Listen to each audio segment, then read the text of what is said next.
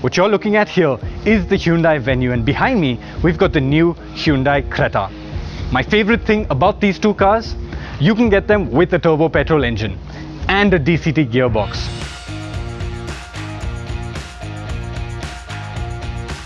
Now, turbo-petrols have been around for a while, but they've always been expensive and exclusive. However, things are changing. Hyundai is democratizing the turbo-petrol. Hyundai has started manufacturing this turbo GDI engine in India, and that has brought the costs down significantly.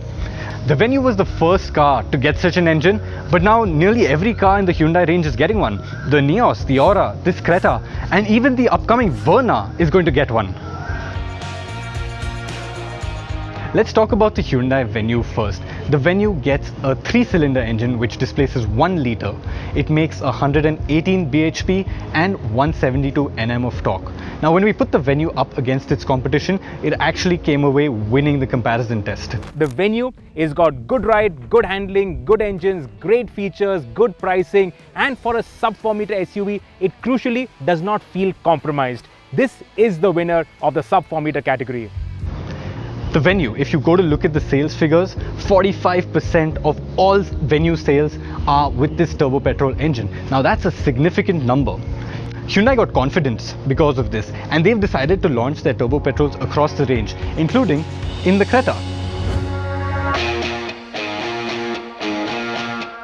The Hyundai Creta, it gets a larger engine. It gets a 1.4 litre 4-cylinder engine that puts out 138 bhp and 242 Nm of torque.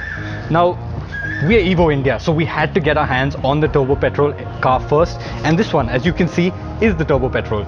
On the outside, the changes are very, very subtle. You get this small turbo-petrol badge here and twin tailpipes. On the inside, Hyundai has chosen to differentiate the turbo car from the regular ones. You get all black interiors, which in my opinion look really good, and you get slight red elements along the AC vents, and you get red stitching on the upholstery and stuff like that.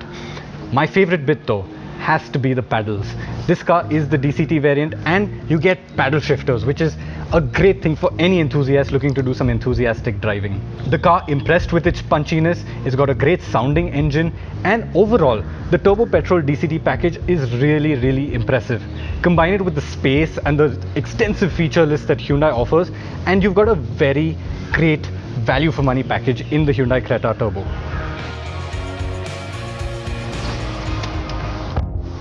Now, if the Creta is too expensive for you, Hyundai will offer you a turbo-petrol engine right from 7.5 lakh rupees in the Grand i10 Nios. The engine, it's the same engine from the Venue, but it's detuned to 99 bhp.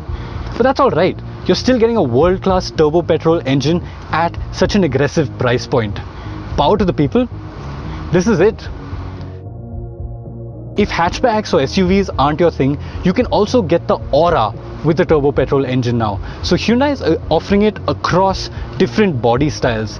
The compact sedan segment was never one that excited enthusiasts. It was always about practicality and value for money. But now, with a proper turbo-petrol engine in there, it genuinely is something for the enthusiast to look forward to.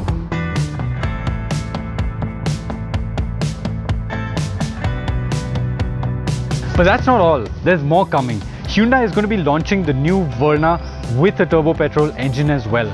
So regardless of your budget or your preference of body style, Hyundai has a car with a turbo-petrol engine for you.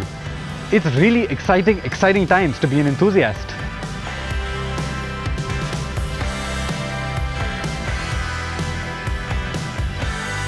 And with that, I'm going to end this video. I can't wait to get out and drive the Verna, but for now, we're just going to have to stay home, stay parked, and stay safe. I'll see you guys soon.